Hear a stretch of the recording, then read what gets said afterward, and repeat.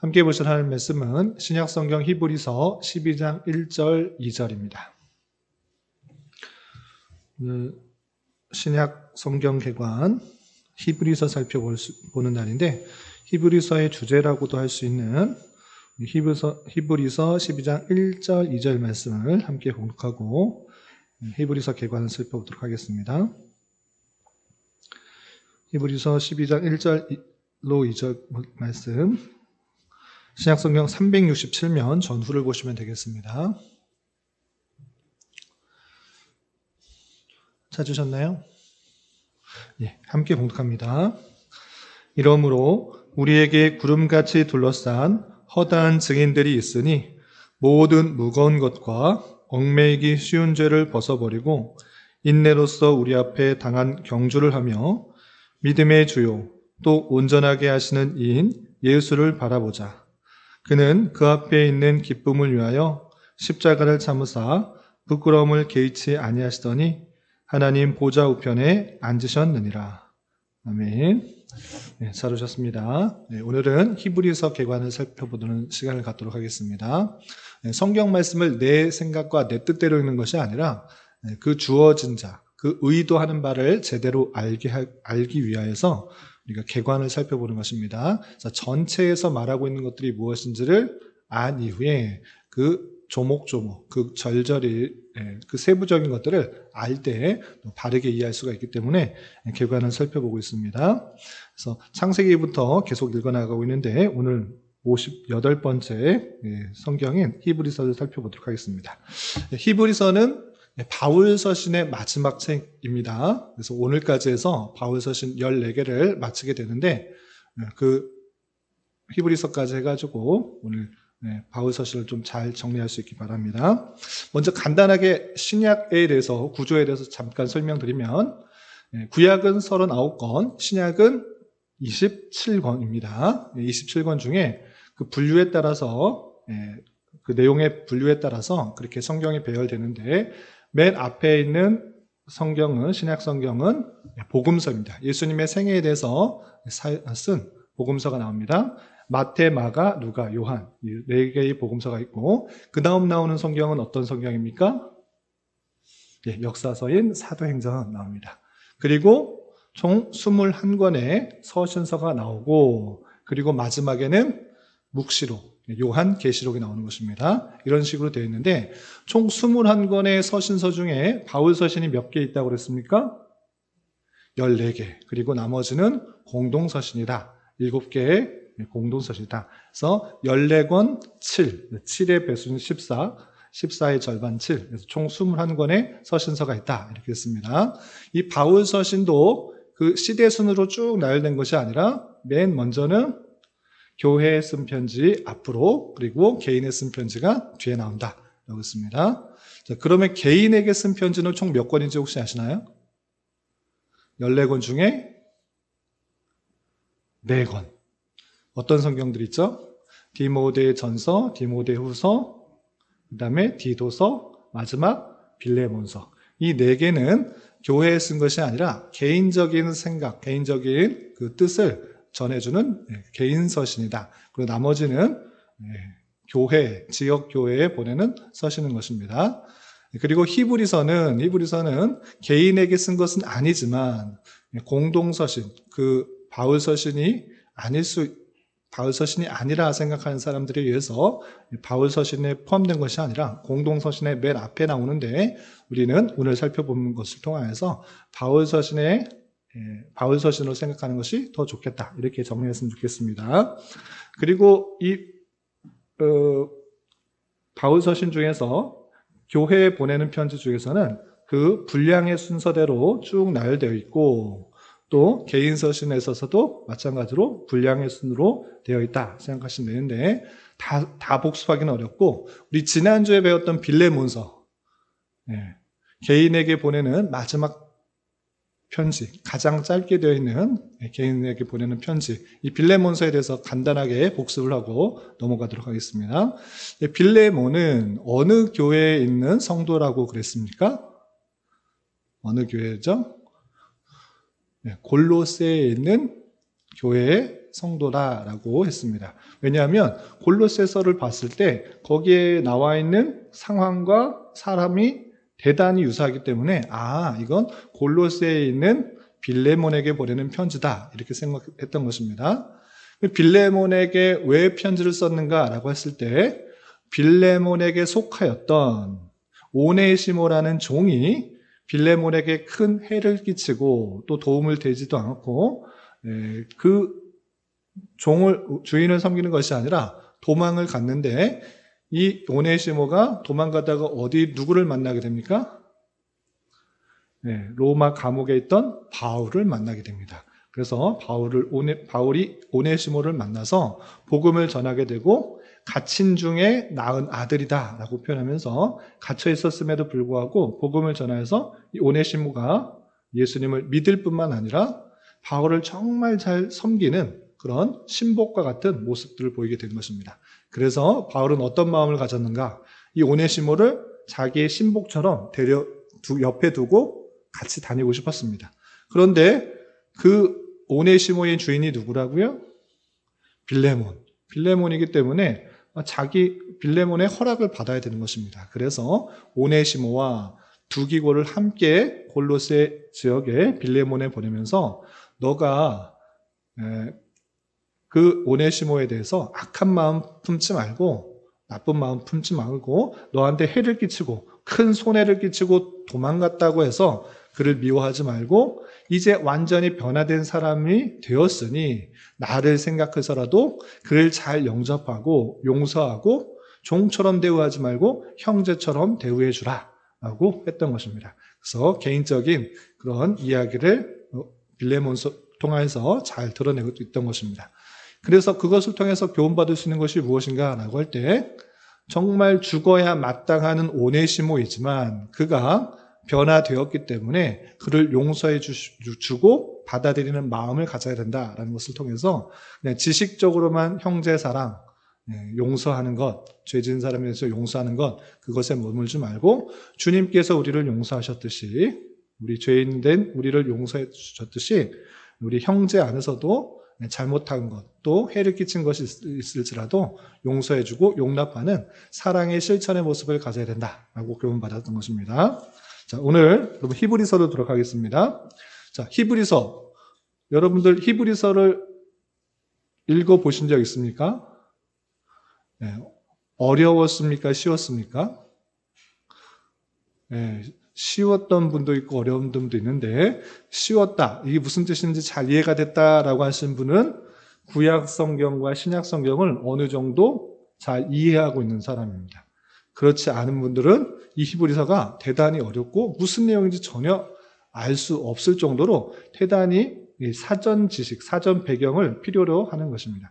그런데 여러분 이 시간에 한 30분만 집중해서 들으면 히브리서가 이런 내용이구나. 이런 목적을 갖고 쓴 내용이구나. 확실히 알 수 있는 것입니다. 그래서 궁금함을 가지고 집중해서 잘 들어보시기 바랍니다. 자, 히브리서가 어떤 책인가 살펴보도록 하겠습니다. 여러분 교환 보시기 바랍니다. 책 제목은 히브리인들에게라는 명칭을 사용했고 이것은 다른 서신들과 같이 히브리인들에게 보내는 서신의 이름을 갖고 있는 것입니다. 그리고 이 서신의 기록은 누가 했는가라고 했을 때 여기서 아주 많은 논란들이 있습니다. 논란이 많습니다. 바울 서신이다. 아니다. 이거는 알 수 없다. 또는 아볼로가 썼다. 또는 바나바가 썼다. 아니면 제3자가 썼다. 라고 하는 사람이 있습니다. 왜 이렇게 논란이 많은가라고 할 때 히브리서에 누가 기록됐다라는 표현이 등장하지 않는다? 등장하지 않습니다. 그래서 누가 누구에게 썼다라는 일반적인 서신의 모습들이 드러나지 않고 있는 것입니다. 그래서 논란이 많이 있는 것입니다. 특별히 현대신학자들 중에서 많은 그런 견해를 가지고 이러이러하기 때문에 이러한 사람이 기록했을 것이다 라고 주장하는 사람들이 많은데 원래적으로는 어떤 게 많은가라고 할 때 바울이 썼다라고 하는 경우가 맞는 것입니다. 그리고 P46 성경 사본의 히브리서, P46이라는 것은 사본, 성경에 원본이 없습니다. 다 사본인데 이 P46이라고 이름 붙여진 사본을 보면 이 히브리서가 어디에 포함되어 있는가라고 했을 때 로마서와 고린도전서 사이에 있는 것입니다. 분량순으로 우리 로마서 다음에 고린도전서, 고린도후서 이렇게 쭉 나갔는데 히브리서가 이 사본을 보니까 그 안에 끼어 있는 것입니다. 이런 것 때문에 이 히브리서는 초대교회 당시에 초대교회도 바울 서신으로 인정했다라는 사실들을 알 수가 있고, 또한 알렉산드리아의 클레멘스도 히브리서가 바울의 기록이다라는 주장을 했던 것입니다. 그리고 김영규 교수님이라는 분은 그 사본, 그 필체와 그 모습들을 보고, 필체의 모습들을 보고 이것은 어느 때의 기록이라는 것을 증명하고 있는 것입니다. 그래서 여러 견해들이 있지만 또 전통적으로 봤을 때 이걸 바울의 기록으로 보는 것이 더 좋겠다라고 생각하는 것입니다. 그래서 다른 사람들은 또 다르게 말한다. 왜 다르냐? 이렇게 논란하기보다는 우리는 정통적으로 받아들이는 바울의 기록으로 보면 좋겠다라고 하는 것입니다. 그리고 본서에서도 디모데를 아주 가까운 사람, 우리 형제라고 표현하고 있는 것을 통해서 디모데와 아주 가까운 사람이라는 것들을 추측해 볼 때 바울의 기록을 하는 것이 합당하다 할 수 있습니다. 그리고 히브리서는 누구에게 쓰는 것인가 라고 할 때 이것도 마찬가지로 어느 교회에게 또는 누구에게 편지하노니 이런 표현이 등장하지 않습니다. 그래서 누구에게 보냈다라고 할 수 없습니다. 그런데 성경을 히브리서를 잘 읽어보면 이것이 누구에게 썼다라는 것들을 알 수 있는 힌트들이 나옵니다. 어떤 힌트들이 나오는가라고 할 때 2장 3절을 보겠습니다. 우리 한번 성경을 찾아볼까요? 히브리서 2장 3절 보시면 이렇게 되어 있습니다. 찾으셨죠? 히브리서 2장 3절. 우리가 이같이 큰 구원을 등한히 여기면 어찌 그 보응을 피하리요. 이 구원은 처음에 주로 말씀하신 바요. 들은 자들이 우리에게 확증한 바니 라고 표현하고 있습니다. 그래서 중요한 표현이 나옵니다. 어떻게 나왔습니까? 2장 3절 하반절에 들은 자들이 우리에게 확증한 바니 라고 표현하고 있습니다. 들은 자, 예수님으로부터 들은 자가 있고 그 들은 자가 우리에게 확증했다라고 표현하고 있는 것입니다. 그래서 이 1차 독자, 히브리서를 읽는 1차 독자는 예수님에게 들은 그 내용들을 전해받은 자다 이렇게 생각할 수가 있는 것입니다. 그리고 히브리서의 내용들을 쭉 살펴보면 율법에 대한 내용들을 자세히 설명하고 있습니다. 특별히 대제사장이 성소에 들어가는 그 모습, 그리고 구약시대 아브라함이 멜기세덱에게 11조를 바치는 이야기, 그것을 아주 자연스럽게 이야기하고 있습니다. 새로 설명하는 것이 아니라 너희들도 알고 있지 않느냐, 아브라함 그리고 멜기세덱에게 11조를 드렸던 것, 그리고 성소에 나아가는 대제사장 모습이 알고 있지 않느냐, 그것이 어떤 의미를 갖고 있는지 쭉 설명하고 있는 것입니다. 그래서 성경학자들이 이것을 보아 이것은 예수님을 알고 있었던 유대 그리스도인에게 쓴 편지다라고 하는 것입니다. 그래서 책 제목도 히브리서라고 이렇게 불려지는 것입니다. 그리고 특별히 내용들을 쭉 살펴볼 때 이 수신자들은 계속되는 박해 위협 속에서 유대교로 회귀하려는 강한 유혹 속에 헬라어에 익숙해 있던 유대 기독교인들에게 쓴 것으로 보입니다. 왜 이렇게 말할 수 있느냐? 내용을 조금 이따 찾아볼 텐데 지금 이 수신자 히브리서를 읽는 사람은 큰 환난과 역경 가운데 있다는 것을 알 수 있습니다. 그래서 유대교인들인데 유대 정통의 그 내용들을 잘 알고 있는, 율법도 알고 있는 그 사람이 환난을 받고 있는데 그 사람들이 이 내용을 통해서 위로를 받기 위해서 썼을 것이다 라고 할 수 있는 것이고, 또 헬라어에 익숙해 있던 유대 기독교인들이라고 하고 있는데 왜 이렇게 표현할 수 있는가 라고 했을 때 히브리서 원어를 보면 이 구약에 인용되었던 그 모든 내용들이 70인역, 헬라어 중에 70인역이라고 할 수 있는데 그것을 인용하고 있기 때문에 헬라에 흩어져 있는, 헬라에 익숙한 그런 유대 기독교인들에게 썼을 것이다. 이렇게 추측할 수 있는 것입니다. 좀 이해되시죠? 자, 2페이지 보겠습니다.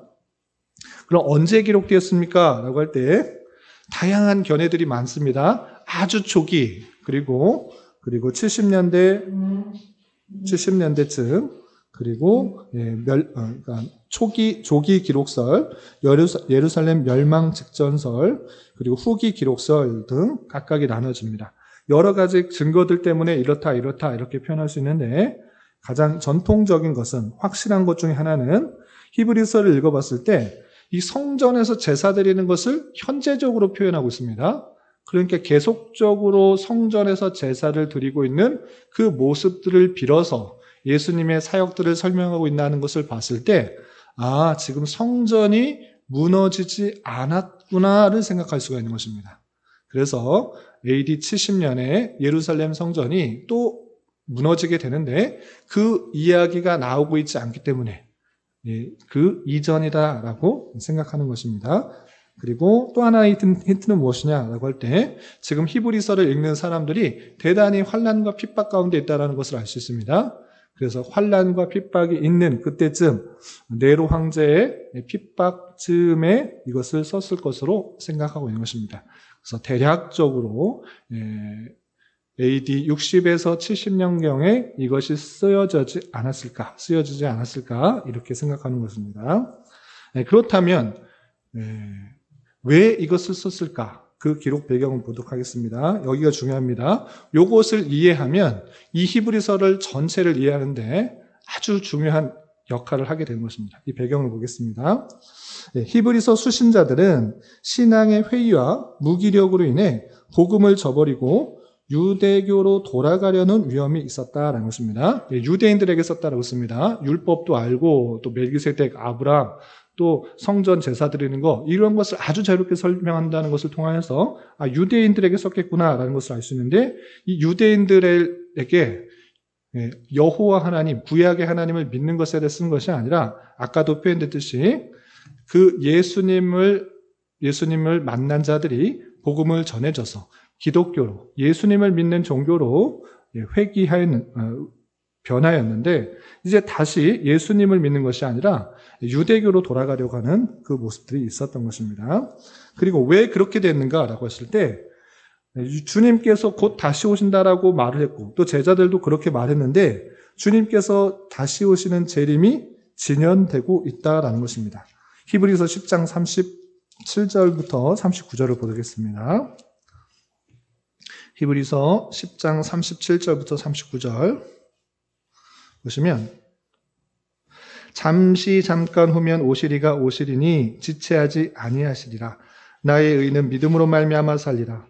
또한 뒤로 물러가면 내 마음이 그를 기뻐하지 아니하리라 하셨느니라 라고 하면서, 잠깐 후면 오시리가 곧 오실 것이니 너희들은 믿음을 저버리지 말라라고 하고 있는 것입니다. 왜 이런 이야기를 하고 있는가?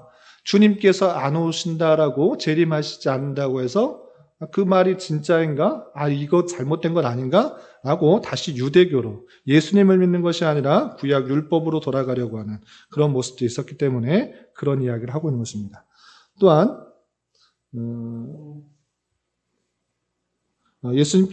예수님에게 직접 복음을 받은 것이 아니라 제자들 통해 받았다는 것입니다. 예수님을 직접 본 사람들이라면 예수님이 그렇게 확실하게 돌아가셨다가 다시 부활하셨기 때문에 그 믿음이 변치 않을 텐데, 아까도 살펴본 것처럼 예수님의 복음을 받은 자들을 통하여서 전해 들었기 때문에 그 믿음이 진짜인가 아닌가 혼란스러웠던 것입니다.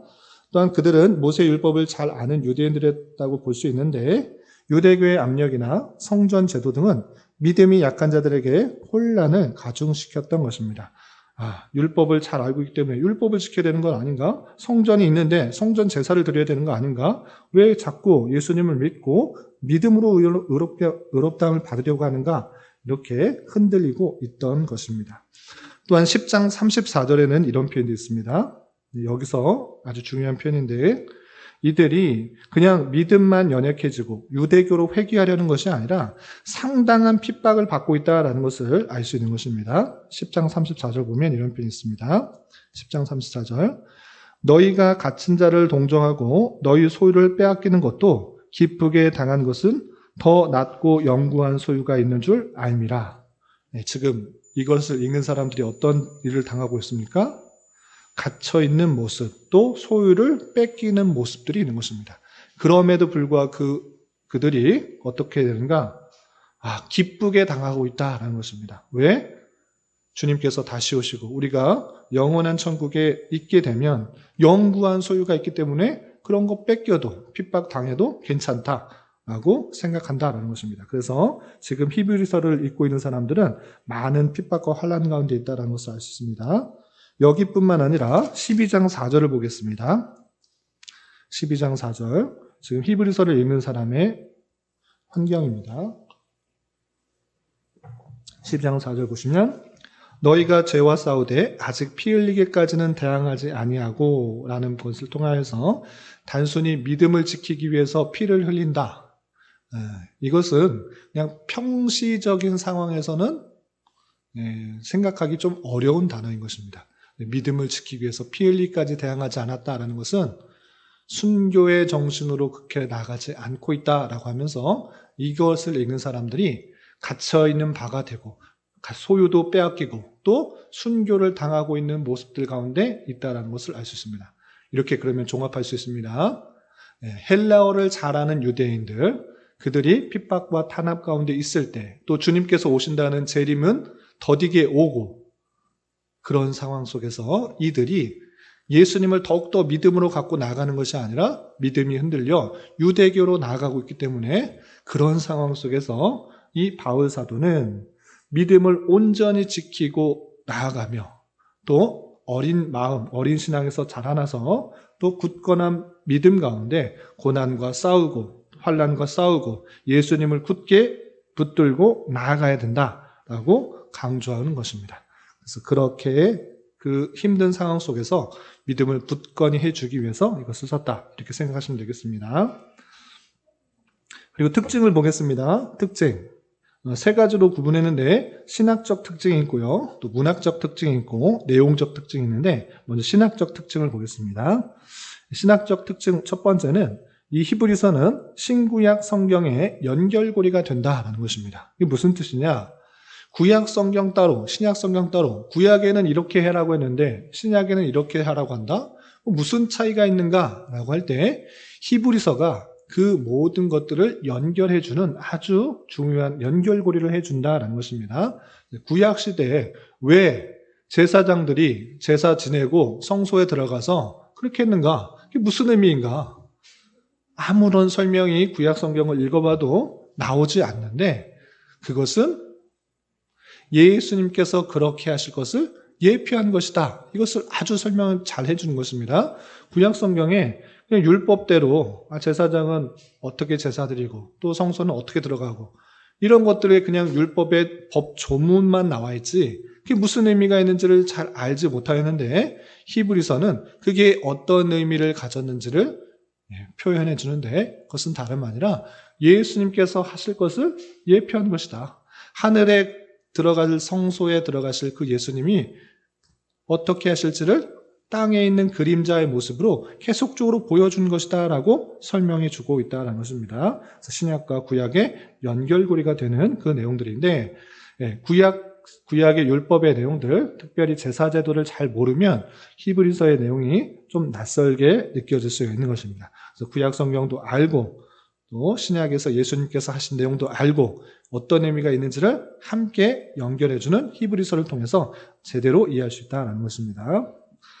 그리고 두 번째, 중보와 구속주 되시는 영원한 대제사장을 잘 표현해주고 있다는 것입니다. 신약 성경 가운데 마태복음 또 야고보서 이것은 아주 중요한 믿음을 다룹니다. 물론 성경 전체가 예수님에 대한 믿음, 하나님의 아들인 예수 그리스도에 대한 믿음에 대한 강조인데 특별히 또 마태복음과 야고보서도 믿음을 다루고 있는데 히브리서도 예수님에 대한 믿음을 강조하고 있습니다. 그런데 믿음의 대상으로서 그리스도를 마태는 다윗의 후손인 왕, 다윗의 후손으로서 왕이 오셨다. 히브리인들 잘 알지 않느냐? 다윗의 자손, 아브라함의 자손, 그 자손이 예수 그리스도다라는 것들을 알려주고 있고, 야고보는 율법을 온전히 성취하시는 능력이 됨을 보여주고 있고, 히브리서는 성도의 중보와 구속자 되시는 영원한 대제사장인 예수님을 알려준 것입니다. 그래서 마태복음은 왕이다, 누가복음은 종이다, 마가복음은 종이다, 누가복음은 사람이다, 인자다, 이렇게 알려주고 있다 그러면 히브리서는 중보자다, 대제사장이다, 이것을 알려주고 있다라는 것입니다. 그리고 로마서와 비교해 보면 로마서는 기독교의 필요성, 우리가 힘으로, 우리의 스스로의 힘으로 참된 의를 만족시킬 수가 없고 하나님의 의를 만족시킬 수 없기 때문에 예수님께서 그 십자가에 달리 돌아가심으로 그 모든 일을 이루셨다. 그러므로 우리가 그를 믿음으로 구원을 받는다라는 기독교의 필요성을 말하고 있다고 하면, 히브리서는 예수님이 누구인지, 또 우리가 이 땅을 살아갈 때 예수님의 믿는 것이 어떤 의미를 가지고 있고 어떤 위로가 있는지를 아주 잘 표현해 주고 있는 그런 성경이 히브리서인 것입니다. 아까도 말씀드렸다시피 이것을 읽는 1차 독자가 수많은 핍박과 환난 속에서 좌절하고 낙담하기 쉬운 그런 상태에 있어서 이 히브리서를 쓰면서 이 내용을 읽고 우리의 중보자 되시고 우리의 구원자 되시는 그분을 믿음으로 말미암아 우리가 더 힘있게 살아갈 수 있다는 것들을 강조해주고 있는 것입니다. 그래서 예수가 어떤 분이신지를 잘 드러내므로 기독교의 우월성, 이 세상에서 예수님 믿는 것이 얼마나 뛰어나고 얼마나 필요한 것을 잘 표현해주고 있다라고 신학적으로 생각하시면 되겠습니다. 또 문학적으로 생각해 볼 때 히브리서는 일반적 서신과는 좀 다릅니다. 서가 붙어 있으면 편지 글이라 하는데 편지적인 성격도 있지만 일반적인 서식의 양식과는 다르다는 것입니다. 그래서 서신서를 쭉 읽어보면 누가 썼는지, 받는 사람이 누구인지, 이것이 기본인데 이런 것이 잘 드러나고 있지 않다는 것입니다. 그래서 열심히 읽어봐야지 이것을 누구에게 쓴 글이구나 를 이해할 수 있다는 것입니다.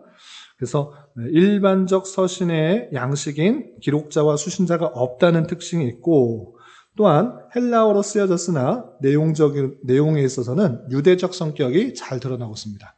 헬라어의 표현, 또 인용들이 다 헬라어 성경을 이용하고 있지만 내용을 쭉 읽어보면 유대인들이 이해하기 쉬운 그런 내용들이다라는 것입니다.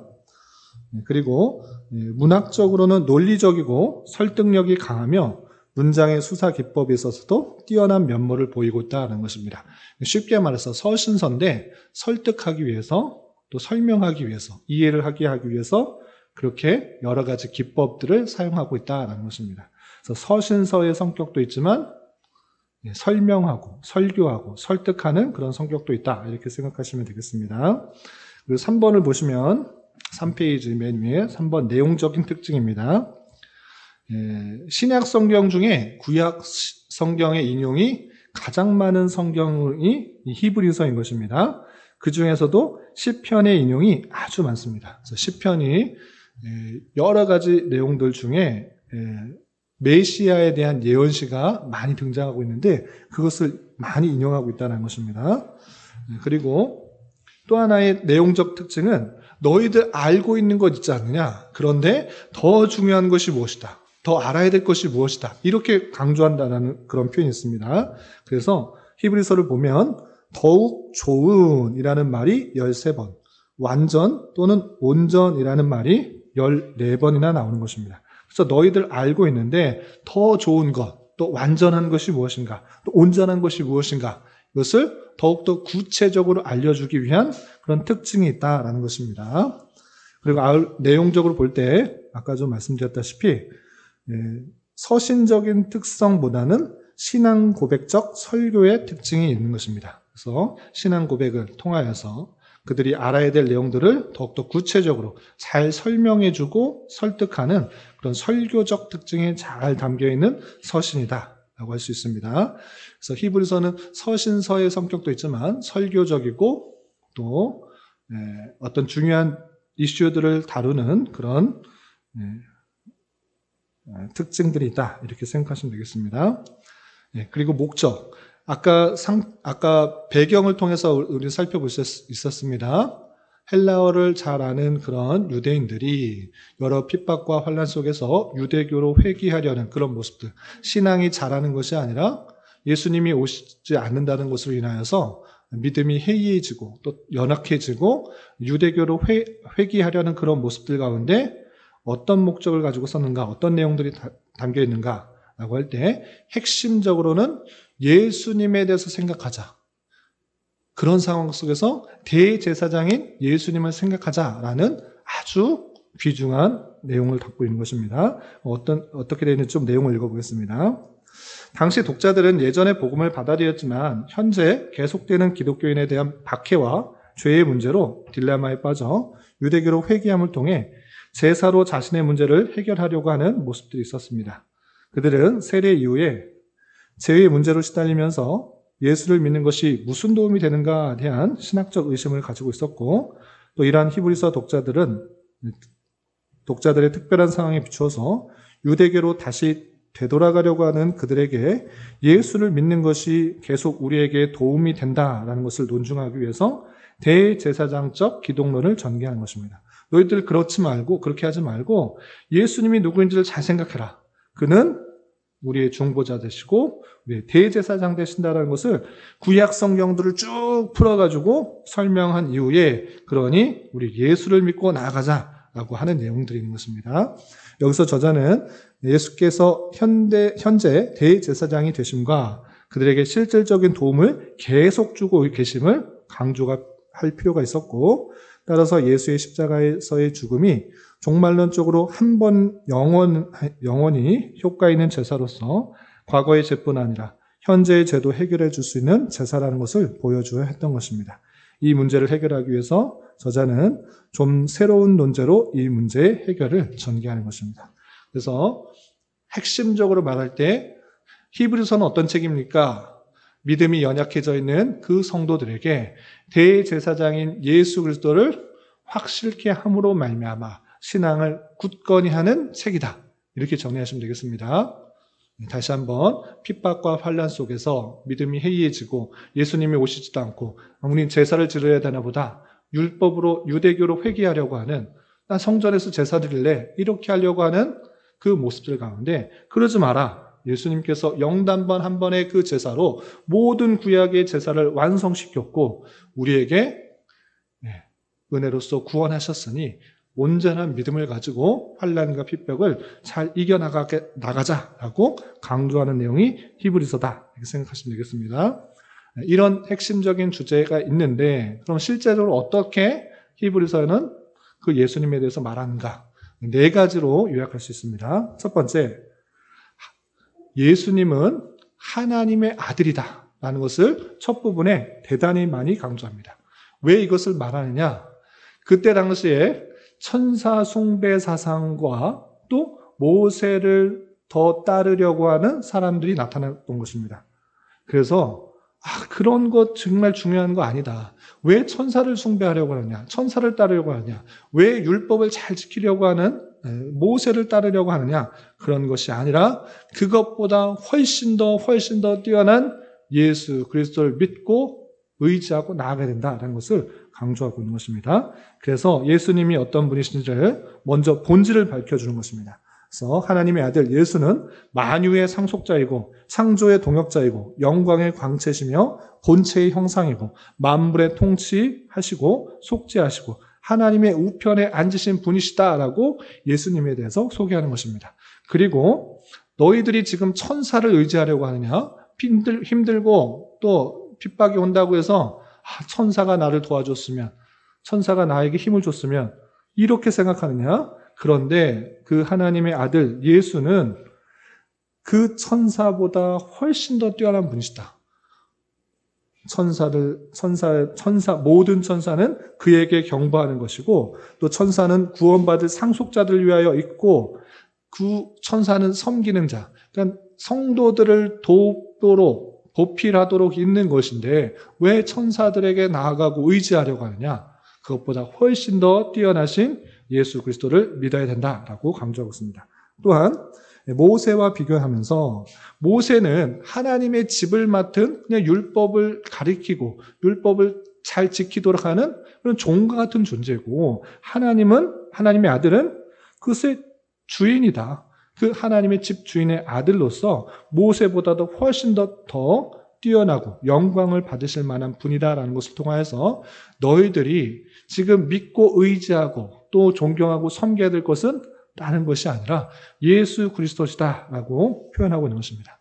그래서 지금 그때 당시에 그 성도들이 우리에게 좋은 통치자가 있었으면, 모세와 같이 아주 뛰어난 통치자가 나타나서 우리를 좀 이끌어줬으면 하는 그런 생각하지 말고, 또 천사가 나타나서 기적적으로 우리를 보호하고 인도해 주셨으면 좋겠다, 이런 생각하지 말고, 예수 그리스도가 그보다 훨씬 더 뛰어나신 분임을 굳게 믿고 그 은혜의 보좌 앞에 담대히 나아가자. 주님 앞에 나아가자. 예수님만을 믿고 의지하며 나아가자라고 강조하고 있는 것입니다. 그러면 어떻게 우리가 나갈 수 있는가라고 할 때, 그 예수님께서 대제사장의 역할을 하셨다라는 것들을 알려준 것입니다. 그래서 예수님께서 그 대제사장의 역할을 하기 위해서 먼저 족보적으로 따지는 것입니다.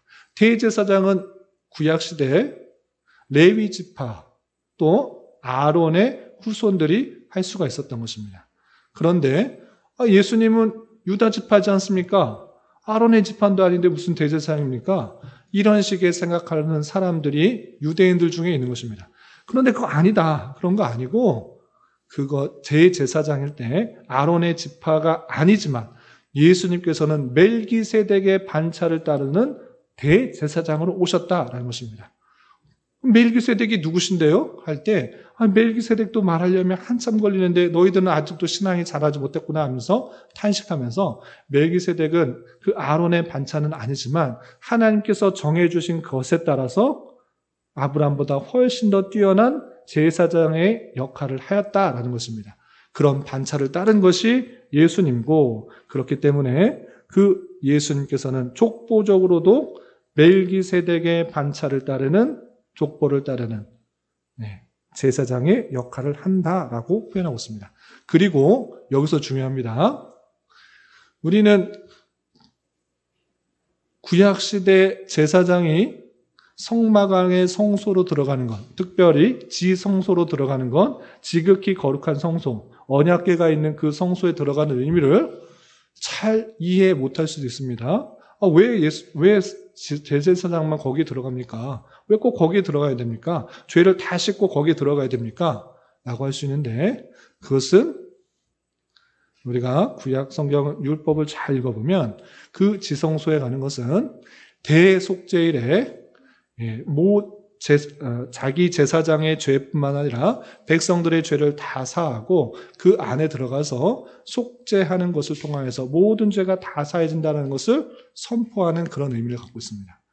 왜 그렇게 하는가? 왜 매년마다 그렇게 하는가? 라고 할 때, 앞으로 오실 대제사장, 멜기세덱의 반차를 따른 대제사장이 그 역할을 할 것이기 때문에 그것을 보여준 것이었다. 넌 아직도 그것들을 이해하지 못하고 예수님께서 오셨는데 또 제사를 드리려고 하냐? 영단번에 그것을 하셨기 때문에 십자가에 달려 돌아가서 피를 흘림으로 말미암아 그 모든 양의, 소의 그 제사를 완성케 시킨 것이고, 그리고 우리는 예수님께서 왜 부활하셔서 하늘로 올라가셨을까? 별 생각을 안 하고 있습니다. 그런데 히브리서 기자가 아주 정확하게 알려줍니다. 왜 예수님께서 하늘로 올라가셨는가? 그것은 하늘에 계신 하나님의 그 성소에, 참 성소에 들어가는 것이다. 대제사장이 피를 흘리고 그냥 지성소로 들어간 것처럼, 성막의 그 안에 제일 깊은 곳에 들어간 것처럼 주님께서도 십자가에 달려 돌아가셨다가 부활하셔서 하늘 성소로 올라가신 것이다. 이제 주님께로 나아간 것이다. 라고 표현하고 있는 것입니다. 그래서 옛 율법들은, 제사의 제도들은 다 모형이고 그림자고 예수님께서 하실 그 내용들을 예표하고 생각하도록 했던 것이고 이제 그 모든 것들이 완성하신 것이다. 라고 표현하고 있는 것입니다. 그래서 구약의 제사와 또 예수님께서 하신 그 모든 사역들을 쭉 설명해서 이제 더 이상 제사 드릴 필요가 없다. 주님께서 다 이루셨다. 그리고 하늘 성소로 올라가셔서 우리와 하나님과의 관계를 화목케 하셨다. 라고 알려주는 것입니다. 이 모든 것을 이루신 분, 아주 높으신 분이, 하나님의 아들께서 어떤 것보다 더 높으신 분이 그 모든 제사를 이루셨기 때문에 우리는 하나님과 화목하게 되었고 그 은혜의 본자에 담대히 나아갈 수가 있게 되었고 우리는 그러한 믿음을 가진 자가 되었다라고 밝히는 것입니다. 그렇기 때문에 우리는 어떠한 삶을 살아가야 되는가? 11장, 12장, 13장에 구체적으로 그 내용들을 밝히는 것입니다. 어떻게 해야 되는가? 우리는 그 예수님을 온전히 믿고 예수님께서 모든 제사를 완성시키시고 하나님과 화목케 하기 위해서 성소에 들어가셨다는 것을 아는 자로서 믿음으로 하나님께 담대히 나아가자. 너희들 이렇게 핍박받고 힘들다고 낭망하고 좌절하고 또 율법을 지켜나가려고 하려고 하지 말고 우리는 예수님의 그 보혈의 피로의 공로를 받아 주님께 담대히 나가자. 은혜의 보좌로 담대히 나가자. 우리가 믿고 의지하고 애쓸 것은 주님밖에 없지 않느냐. 하나님의 은혜를 구하며 긍휼을 구하며 담대히 나아가도록 하는 것입니다. 또한 11장에 보면 아주 유명한 장이 있습니다. 믿음장이라고 하는데 믿음은 바라는 것들의 실상이요 보이지는 않는 것들의 증거니라고 하면서 그 믿음으로 모든 세계가, 믿음으로 아벨이, 믿음으로 에녹이, 믿음이 없이는 하나님을 기쁘시게 할 수 없고 믿음으로 노아는, 믿음으로 아브라함은, 믿음으로 사라는 믿음을 따라 죽었고 믿음으로 이삭은, 믿음으로 야곱은, 믿음으로 요셉을 하면서 믿음으로 말미암아 선진들이 어떠한 삶을 가졌는지를 알려주고 우리가 예수 그리스도에 대한 참된 믿음으로 우리의 주어진 삶을 살아가도록 하는 것입니다. 그러므로 어떠한 삶을 살아야 되는가? 우리가 시작할 때 읽었던 것처럼 히브리서 12장 1절 2절 이러므로 우리에게 구름같이 둘러싼 허다한 증인들이 있으니 모든 무거운 것과 얼매이기 쉬운 죄를 벗어버리고 인내로써 우리 앞에 당한 경주를 하며 믿음의 주요 또 온전케 하시는 이인 예수를 바라보자. 이것이 핵심인 것입니다. 환난과 핍박 속에서 좌절하지 말고 낭망하지 말고 또 제사를 드리면서 하나님께 나가지 말고 예수님께서 그 모든 것들을 이루지 않았느냐. 그 뛰어나고 그 훌륭하고 그 아름다운 그 모든 것을 이루신 그 예수님을 굳게 믿고 보이지 않을지라도 우리에게는 실상이 있고 바라는 것들에 실상이 있는 줄을 믿고 구름같이 허다한 증인들이 있다는 것을 알고 믿음의 주요 온전케 하시는 주만 바라보며 담대히 나아가자. 얽매이기 쉬운 것, 죄를 벗어버리고 인내로서 우리에게 당한 경주를 잘 감당하자.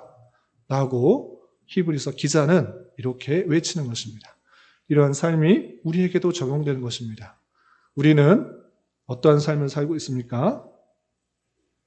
히브리서의 1차 독자처럼 재산을 빼앗기고 또는 무시당하고 핍박을 당하고 그런 일들까지는 있지 않습니다. 그러나 우리 주변에 바로 좌우만 돌아봐도 예수님이 누구냐, 하나님을 믿는 것이 무엇이냐, 조롱하고 비웃고 아직도 예수님 믿으며 교회에 돈 바치고 있어? 그런 어리석은 모습도 있어? 이렇게 무시하고 조롱하는 사람들이 너무나 많이 있는 것입니다. 또 다른 모습의 핍박이요, 조롱이요, 무시인 것입니다. 그럴 때 우리는 어떻게 되는 것인가? 예수님이 누구인지를 더욱더 잘 깨닫고 그 높으신 분이, 그 완전하신 분이, 너무나 뛰어나신 분이 우리를 위하여 십자가에 달려 돌아가시고 하나님과 화목케 하기 위해서 그 하늘 성소에 들어가신 그분을 굳게 믿고 구름 같은 허다한 증인들이 있다는 것을 믿고 이 세상에 하나님의 택하신 백성들이 여전히 보이지 않게 예배하고 찬송하며 주님을 높이고 있는 그 사람들이 있다는 것을 알며 우리 인내로서 믿음의 경수를 잘 감당해야 되는 것입니다. 주변 사람들이 비웃고 조롱하고 무시할지라도 우리는 우리가 갖고 있는 놀라운 믿음을 갖고 담대하게 살아가는 것, 그것이 히브리서에서 말하고자 하는 주제인 것입니다. 비록 오늘날 삶이 녹록지 않을지라도 히브리서를 읽으며 하나님께서 우리에게 주신 크신 은혜, 주님께로 담대히 갈 수 있는 큰 은혜를 받았다는 사실을 잊지 않으며 또 우리가 감당해야 될 그 모습들을 또 잘 감당해야 될 것입니다.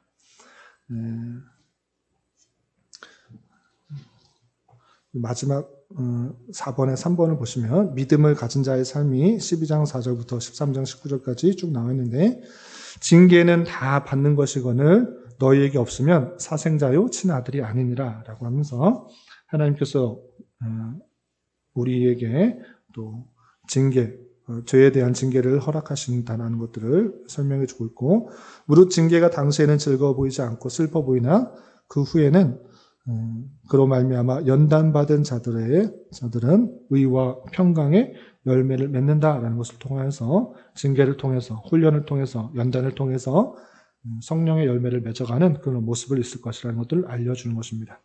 또한 우리는 예수로 말미암아 항상 찬송의 제사를 하나님께 드려야 될 것이고, 또 그의 이름을 증언하는 입술의 열매라고 할 것입니다.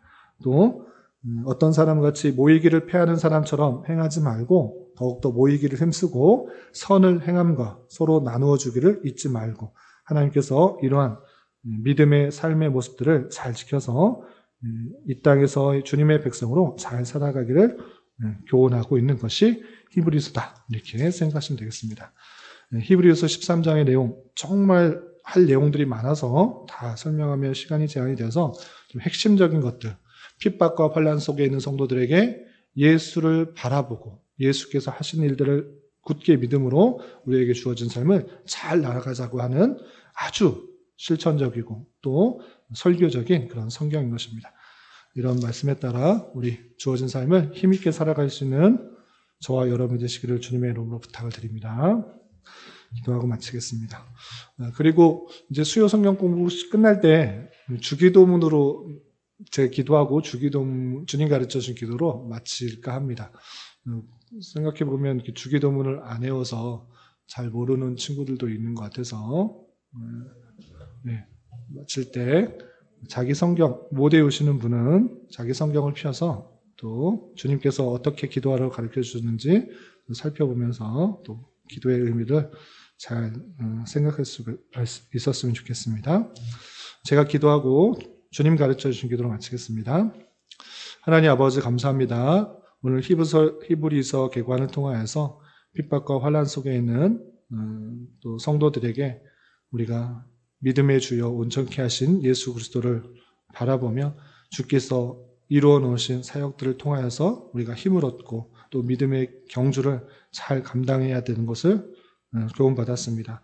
이런 말씀에 따라 우리의 주어진 자리에서 때때로 핍박받고 또 무시당하고 조롱받는 일들이 있을지라도 낭망하고 좌절하는 것에 그치지 않고 구름같이 허다한 증인들이 있음을 굳게 믿고 이런 환난과 역경들을 잘 연단 삼아 신앙의 귀한 열매를 맺어가는 수단으로 삼게 하시고 서로 힘을 내어서 서로 모이기 힘쓰며 서로 격려하고 위로하는 가운데 주님의 교회를 더욱더 든든히 세워갈 수 있는 우리 모두가 될 수 있도록 인도하여 주시옵소서.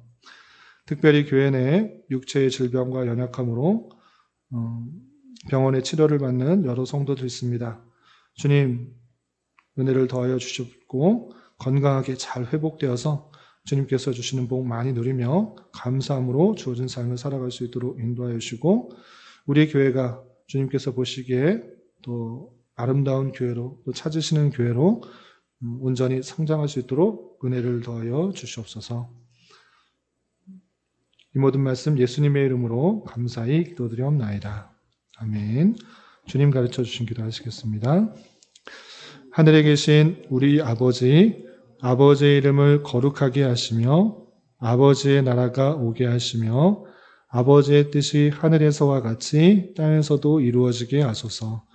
오늘 우리에게 일용할 양식을 주시고 우리가 우리에게 잘못한 사람을 용서하여 준 것 같이 우리 죄를 용서하여 주시고 우리를 시험에 빠지지 않게 하시고 악에서 구하소서. 나라와 권능과 영광이 영원히 아버지의 것입니다. 아멘.